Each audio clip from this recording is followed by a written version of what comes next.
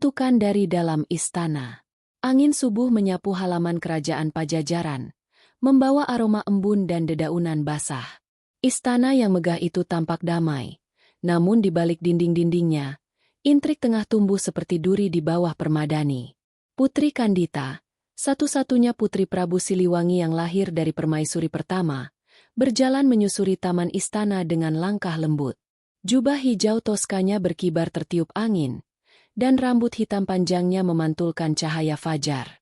Ia dikenal sebagai putri berhati baik, penyayang rakyat, dan dekat dengan alam. Namun, kebaikan itu justru memunculkan kecemburuan di hati seseorang, Rani Laraswangi, selir yang ambisius. Laraswangi memiliki seorang putra yang diharapkan kelak menjadi pewaris tahta. Selama Putri Kandita masih berada di sisi raja, harapan itu tampak seperti bayang kecil yang semakin pudar.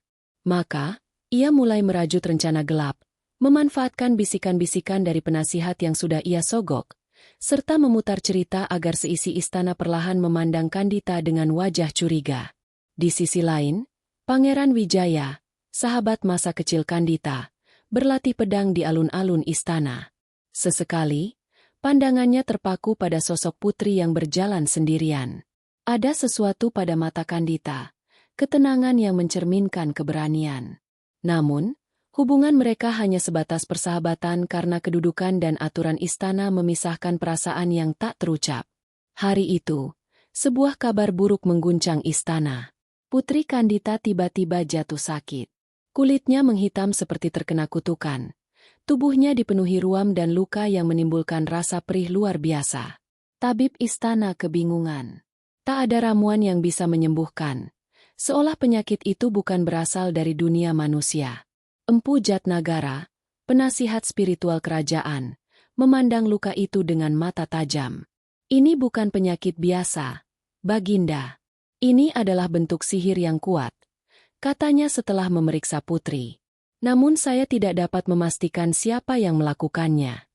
Prabu Siliwangi berdiri dalam dilema. Ia percaya anaknya tidak bersalah. Namun tekanan dari para penasihat dan desas-desus istana membuatnya bimbang. Laraswangi, dengan wajah berpura-pura iba, menyarankan agar putri diasingkan untuk menghindari penyebaran penyakit. Kata-katanya penuh racun, tetapi terselubung manis seperti madu yang mematikan. Untuk kebaikan kerajaan, Putri Kandita harus menjauh sementara, desaknya. Kandita yang lemah hanya bisa diam ketika keputusan berat itu dijatuhkan. Ia diasingkan ke hutan larangan Sangiang, tempat yang jarang dihuni manusia. Pangeran Wijaya ingin menentang keputusan itu, namun ia tidak memiliki kekuatan untuk melawan kehendak para tetua.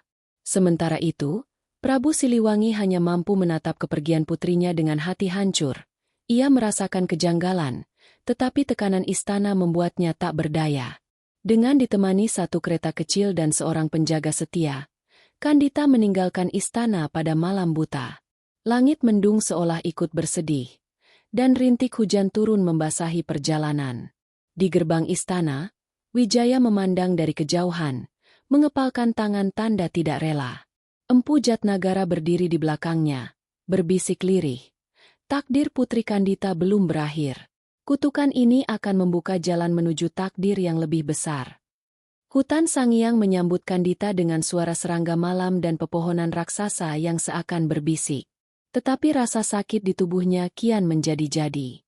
Kandita duduk di bawah pohon besar, menahan perih sambil memejamkan mata. Meski tubuhnya menderita, hatinya tetap bening. Ia meyakini bahwa kebenaran akan menemukan jalannya. Di tengah kesunyian malam itu, suara ombak jauh dari selatan terdengar, seolah memanggil namanya. Takdir Putri Kandita baru saja dimulai.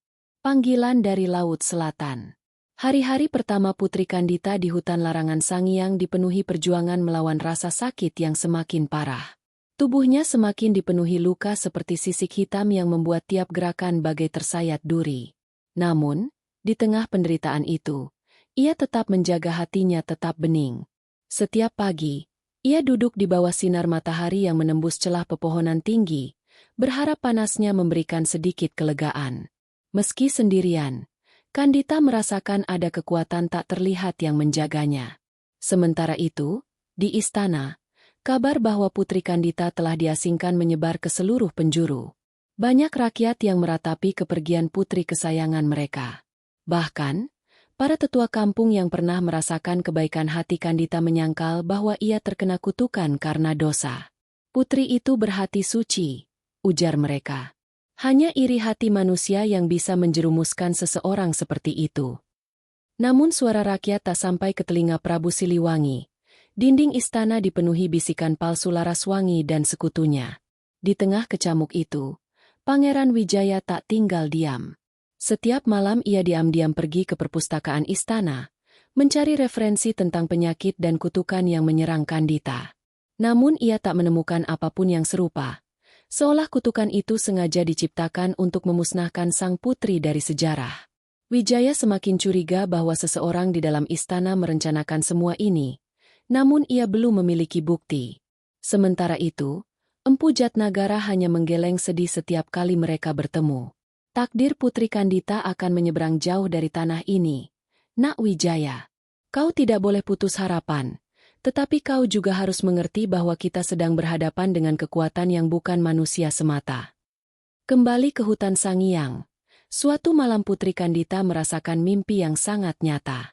Ia melihat lautan luas berwarna hijau kebiruan. Ombaknya bergulung seolah hidup. Di tengah lautan itu ada cahaya putih yang bersinar kuat, dan suara lembut memanggilnya. Kandita, datanglah, laut menunggumu. Ia terbangun dengan keringat dingin, napas memburu. Namun entah mengapa rasa sakit di tubuhnya justru sedikit mereda setelah mimpi itu. Seolah lautan memberi sedikit kekuatan padanya. Hari-hari berikutnya, panggilan itu semakin sering datang, dalam mimpi maupun saat ia terjaga. Kadang ia mendengar ombak dari arah selatan, padahal hutan Sangiang berada jauh dari pantai. Panggilan itu terasa seperti harapan di tengah gelapnya nasib. Kandita memutuskan untuk membiarkan dirinya dibimbing oleh suara itu. Ia mulai berjalan mengikuti arah angin yang membawa aroma garam, meninggalkan tempat persembunyian lamanya di antara pepohonan besar.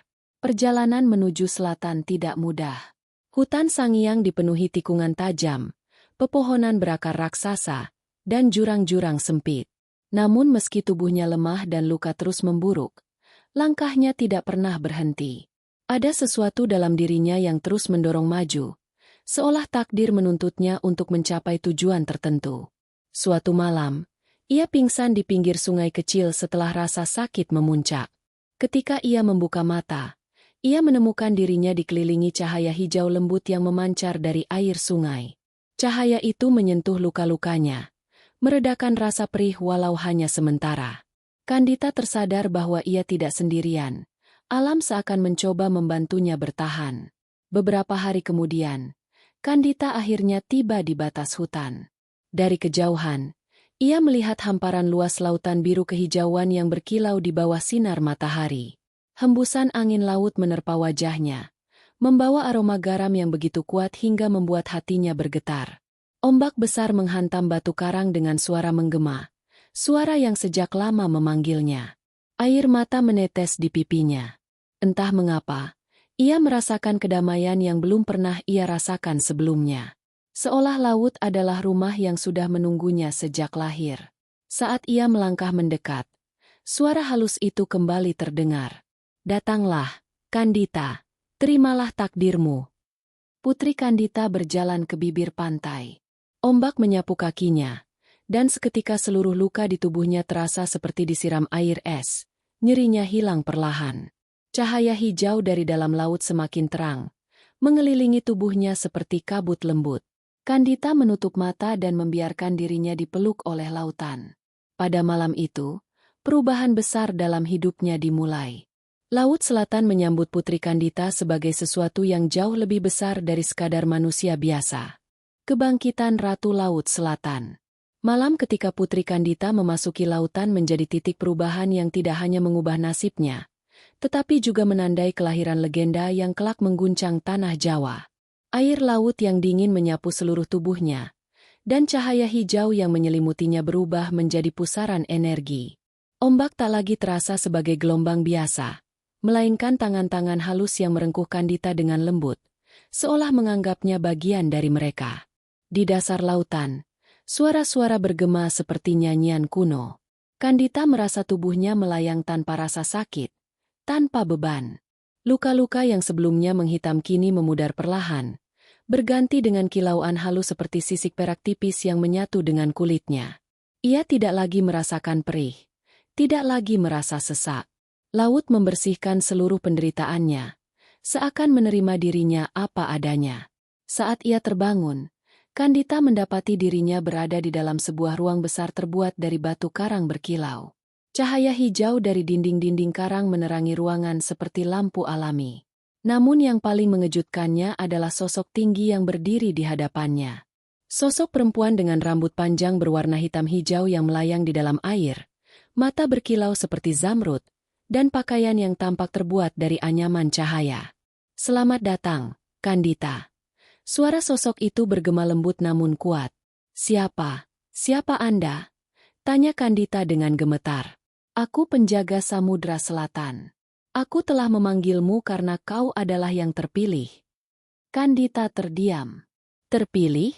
Ia hanyalah putri yang difitnah, dibuang dari istana, dan hampir mati dalam kesendirian. Namun penjaga itu melanjutkan, seakan dapat membaca keraguan dalam pikirannya. "Kutukan yang menimpamu bukan berasal dari alam, tetapi dari hati manusia yang gelap. Namun ketulusanmu menarik perhatian laut. Samudra menerima mereka yang hatinya murni, dan kau adalah salah satunya." Perlahan, sang penjaga mengangkat tangan. Air di sekeliling Kandita berputar membentuk lingkaran, dan di dalamnya muncul bayangan masa lalunya. Istana, Prabu Siliwangi yang gelisah, Pangeran Wijaya yang mencari jawaban, dan Laraswangi yang tertawa di balik bayangan. "Dengarkan aku, Kandita," katanya. "Kau bukan lagi putri yang lemah. Kau telah dipilih oleh laut untuk menjadi penguasa wilayah selatan, penjaga keseimbangan antara manusia dan alam. Jika kau mau, lautan akan memberikan kekuatan yang tidak dapat dijamah manusia." Kandita membalas tatapan sosok itu. Di dalam hatinya, rasa sakit akibat pengkhianatan masih ada, tetapi ia tidak membiarkan kebencian menenggelamkan dirinya.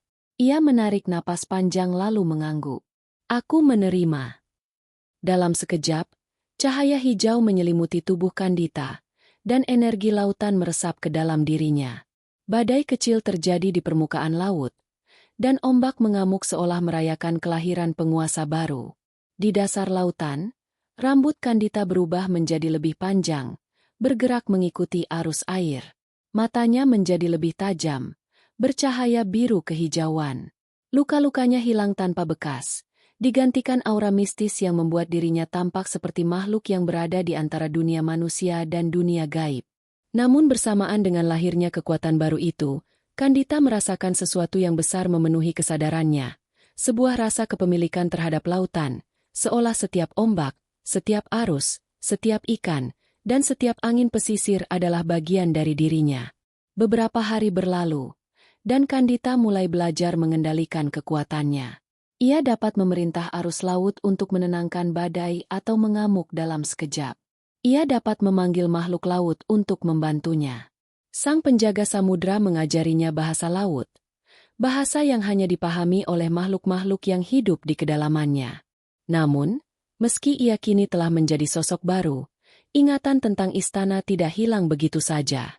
Ketika ia melihat permukaan laut yang mengarah ke arah utara, ia memikirkan ayahnya, Prabu Siliwangi, yang mungkin sedang diliputi penyesalan.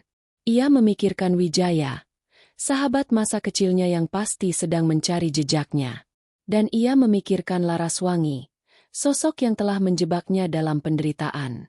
Suatu malam, ketika bulan purnama memantulkan cahaya ke permukaan laut, sang penjaga mendekatinya.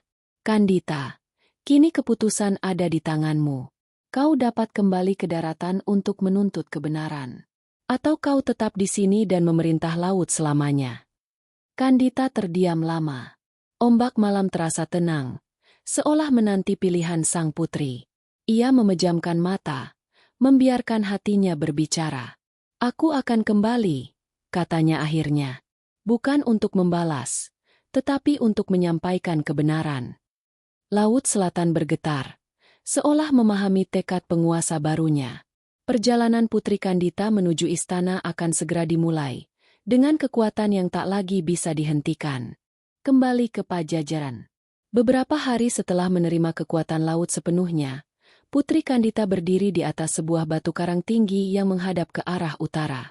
Angin malam membawa aroma tanah jauh di sana, tanah tempat ia lahir, tempat ia tumbuh, dan tempat yang telah mengusirnya tanpa belas kasih. Meski hatinya kini lebih kuat dari baja, ingatan tentang hari ia dibuang ke hutan Sangiang masih menusuk seperti duri. Namun tekadnya sudah bulat. Ia harus kembali. Bukan untuk membalas dendam, melainkan untuk mengungkap kebenaran dan mengakhiri fitnah yang menodai namanya. Laut bergerak sesuai kehendaknya. Ombak membuka jalan. Angin membawa perahu kecil yang terbuat dari karang dan cahaya laut. Perahu itu melaju perlahan di atas permukaan air, membawa Kandita yang kini tampil sebagai sosok anggun namun kuat, dengan aura hijau laut yang memancar dari tubuhnya. Rambutnya yang dulu hitam kini memancarkan kilau kebiruan, seolah menyimpan serpihan samudra di tiap helainya. Di dalam perjalanan itu, dunia laut seakan merunduk hormat padanya. Ikan-ikan pari melintas di bawah kapalnya, kawanan lumba-lumba mengiringi dari kejauhan, dan burung camar terbang melingkar di atasnya. Ia bukan lagi manusia biasa. Ia adalah bagian dari alam yang memiliki kekuatan tersendiri. Di tengah perjalanan, sang penjaga samudra selatan muncul kembali. Sosoknya melayang di atas air tanpa meninggalkan riak. "Kandita," ucapnya, "kau memasuki wilayah di mana manusia dan kekuasaan bertemu. Ingat, kekuatanmu besar, tetapi kendalikan hati. Kau bukan datang untuk menghancurkan, melainkan menyembuhkan luka masa lalu." Kandita mengangguk pelan. "Aku mengerti. Aku bukan lagi putri yang lemah. Tetapi aku pun bukan monster." Sang penjaga tersenyum, sebuah senyum yang jarang terlihat di wajahnya. "Itulah alasan samudra memilihmu." Sementara itu, di kerajaan Pajajaran, keadaan semakin kacau. Sejak Kandita diasingkan, penyakit misterius mulai menyerang bagian utara istana. Tanaman layu sebelum waktunya, hewan ternak mati tanpa sebab, dan sungai kecil di dekat desa berubah keruh seperti menyimpan amarah alam. Banyak rakyat yang percaya bahwa bencana itu terjadi karena ketidakadilan terhadap Putri Kandita. Prabu Siliwangi menjadi gelisah. Ia jarang tidur, dan setiap malam ia bertanya pada dirinya sendiri apakah keputusannya mengasingkan putrinya adalah kesalahan besar. Pangeran Wijaya, yang semakin yakin ada kejanggalan, memohon agar raja mengizinkannya mencari Kandita. Namun para penasihat, yang telah disuap Laraswangi, menolak keras. "Putri itu membawa kutukan," kata mereka. "Mencarinya hanya akan membawa kematian bagi kerajaan." Namun Empu Jatnagara berani berbeda pendapat. Yang membawa kutukan bukanlah Putri Kandita, melainkan ketidakadilan dan iri hati manusia, ujarnya. Kata-katanya membuat para penasihat gusar, tetapi rakyat mulai mempercayai sang empu. Laraswangi, yang semakin merasa terpojok, menyusun rencana baru untuk mengamankan kedudukannya. Ia mulai menyebar kabar bahwa apabila Kandita kembali, kerajaan akan hancur. Namun tak seorang pun menyadari bahwa malam itu, gelombang laut di selatan bergerak lebih kuat dari biasanya. Ketika fajar menyingsing pada hari ketujuh sejak Kandita meninggalkan lautan, sebuah cahaya hijau muncul di tepi pantai dekat Pajajaran. Ombak membentuk jalan dari air, dan sosok Kandita berjalan perlahan di atasnya. Langkahnya ringan, tetapi setiap kali kakinya menyentuh pasir, angin berputar mengiringinya. Pakaian lautan, kain panjang biru kehijauan yang tampak hidup seperti air, berkibar mengikuti gerak tubuhnya. Beberapa nelayan yang melihat kedatangannya langsung berlutut, tak sanggup menahan keindahan dan aura kekuatan yang memancar darinya. "Apakah itu Dewi Laut?" bisik salah satu dari mereka. Namun seorang nenek tua yang pernah mengenal Kandita berkata lirih sambil meneteskan air mata. "Tidak, itu Putri Kandita. Putri kita telah kembali." Kabar kedatangan putri itu menyebar ke seluruh wilayah dalam hitungan jam. Orang-orang berlarian menuju istana dengan campuran harapan dan ketakutan. Prabu Siliwangi yang mendengar laporan dari pasukannya terdiam lama. Air mata menggenang di matanya. Kandita, anakku, apakah benar kau kembali? Di istana, semua mata tertuju pada gerbang utama. Pangeran Wijaya berlari keluar tanpa menunggu perintah. Ia tahu hatinya, sejak dulu, tak pernah berhenti mencari. Ketika ia melihat sosok Kandita mendekat dengan angin laut mengiringi langkahnya, ia tertegun. Kandita, bisiknya, nyaris tak percaya. Kandita menatap sahabat lamanya itu. Ada kehangatan, ada kerinduan, tetapi juga jarak yang tidak bisa dijelaskan. Aku kembali, Wijaya. Aku kembali bukan sebagai putri yang dibuang, tetapi sebagai penjaga kebenaran. Suasana tegang terjadi ketika Kandita melangkah masuk ke halaman istana. Para penjaga tak berani mendekat. Aura laut yang mengelilinginya membuat tanah bergetar halus. Laraswangi yang mendengar kedatangan itu pucat pasi. Ketakutan yang selama ini tak pernah ia tunjukkan kini terpampang jelas. Kandita berhenti di depan istana, menunggu ayahnya keluar. Saat pintu besar terbuka, Prabu Siliwangi melangkah dengan mata berkaca-kaca. Kandita, apakah kau benar-benar anakku? Putri itu menunduk sedikit, menahan emosi yang menekan dadanya. Ayah, aku kembali untuk berkata bahwa aku tidak pernah membawa kutukan. Yang menyakitiku bukan alam, tetapi manusia. Pada momen itu, angin berhenti berhembus, dan istana menjadi sunyi. Pajajaran akan segera mengetahui kebenaran yang lama tersembunyi. Kebenaran yang terungkap. Keheningan yang menyelimuti halaman istana Pajajaran terasa begitu berat, hingga seolah angin pun enggan bergerak. Putri Kandita berdiri tegak. Tubuhnya memancarkan cahaya lembut hijau kebiruan yang membuat semua orang terpana dan gentar sekaligus. Prabu Siliwangi, yang kini berdiri hanya beberapa langkah darinya, masih terbelalak, seakan tak percaya bahwa perempuan yang berdiri di depannya adalah putri yang dulu ia buang dalam keadaan sakit dan tak berdaya. Anakku, apa yang terjadi padamu? Suara Prabu Siliwangi pecah, penuh penyesalan dan kebingungan. Kandita menatap ayahnya dengan mata yang kini bercahaya seperti permukaan laut di bawah bulan purnama. Aku tidak mati, ayah. Alam laut yang menyelamatkanku. Kutukan itu bukan berasal dari alam, melainkan dari manusia. Nada suaranya tenang, tetapi memiliki kekuatan yang membuat bulu kuduk banyak orang meremang. Bisik-bisik mulai terdengar di antara para pejabat dan prajurit. Mereka menatap Laraswangi, yang berdiri tidak jauh dari raja. Wajah perempuan itu pucat, bibirnya bergetar, dan matanya tak berani bertemu dengan tatapan Kandita. Empu Jatnagara melangkah maju. Baginda, sejak awal hamba curiga, tidak ada kutukan alam yang datang tiba-tiba kepada seseorang yang berhati sebaik Putri Kandita. Ada tangan gelap di balik ini semua. Pangeran Wijaya yang sejak tadi menahan diri akhirnya angkat bicara. Ayahanda, hamba telah memeriksa ramuan-ramuan istana, dan menemukan bahan yang sama seperti yang menyerang tubuh Kandita. Bahan itu hanya bisa diakses oleh orang yang tinggal di dalam istana. Semua mata kini tertuju pada Laraswangi. Kandita melangkah perlahan mendekati perempuan itu. Setiap langkahnya membuat angin berputar, seolah lautan sendiri menyaksikan pengadilan hari itu. Laraswangi mundur beberapa langkah hingga punggungnya menabrak tiang istana. Putri, aku tidak. Cukup, Laraswangi, potong Kandita. Namun suaranya bukan marah, lebih seperti kebenaran yang tak bisa ditahan lagi. Aku sudah tahu semuanya.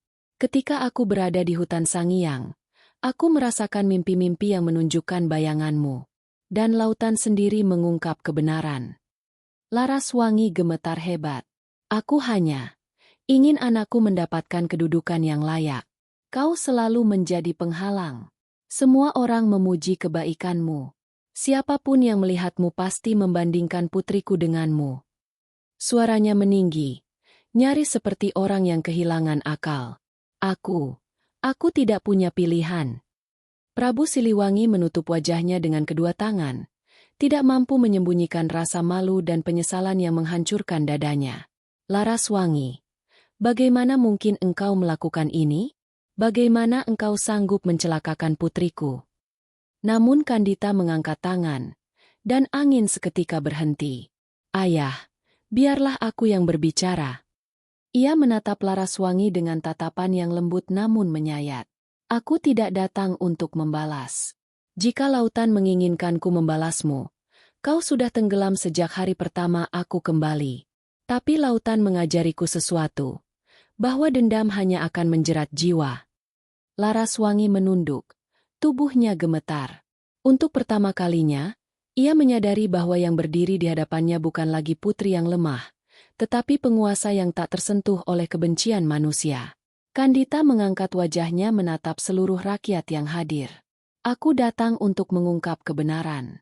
Bahwa fitnah dan iri hati dapat menghancurkan sebuah kerajaan lebih cepat daripada perang. Suasana istana menjadi sunyi kembali. Hanya suara embusan angin lembut yang terdengar, seolah laut yang jauh di selatan sedang mendengarkan. Prabu Siliwangi kemudian berlutut perlahan di hadapan putrinya. Air mata mengalir di pipinya. Kandita, maafkan ayahmu. Aku telah dibutakan oleh rasa takut dan bisikan jahat. Jika kau mau menghukumku, aku tidak akan menolak. Kandita terkejut melihat sang ayah berlutut. Ia segera memegang bahu Prabu Siliwangi dan memintanya berdiri. Ayah, aku tidak datang untuk menghukum siapapun. Aku datang untuk memberitahu bahwa aku telah memilih jalanku. Aku tidak lagi menjadi putri Pajajaran. Takdirku kini berada di laut. Orang-orang terperanjat mendengar pengakuan itu. Pangeran Wijaya berusaha menyembunyikan kepedihan di matanya. Kandita, apakah itu keputusanmu? Kandita menatap Wijaya. Ada kehangatan, ada kenangan, tetapi juga jarak yang tidak bisa dijembatani lagi. Aku kini berada di antara dua dunia. Wijaya, aku tidak lagi sepenuhnya manusia. Laut memanggilku, dan aku tidak bisa mengabaikannya. Rakyat tidak bisa menahan rasa haru. Banyak yang menangis, bukan karena takut, tetapi karena kagum pada ketegasan dan kemuliaan hati Kandita. Sebelum pergi, Kandita berdiri di halaman istana dan mengangkat tangannya. Cahaya hijau mengalir dari telapak tangannya, menyelimuti tanah Pajajaran. Dalam sekejap, air sungai kembali jernih, tanaman kembali segar, dan hawa gelap yang menimpa kerajaan perlahan menghilang. Ini adalah hadiah terakhirku sebagai putri, ujarnya lembut. Setelah itu, ia berbalik dan melangkah pergi. Angin laut mengikuti tiap langkahnya. Ombak besar menyambutnya di pantai, membuka jalan seperti gerbang kerajaan air. Sebelum tubuhnya menyatu kembali dengan lautan, ia menoleh sekali lagi ke arah istana. Aku bukan kutukan.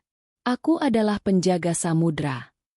Dan dengan itu, Putri Kandita menghilang ke dalam ombak, menjadi legenda yang kelak dikenal sebagai Ratu Laut Selatan, penguasa samudra yang kehadirannya abadi dalam cerita rakyat Nusantara.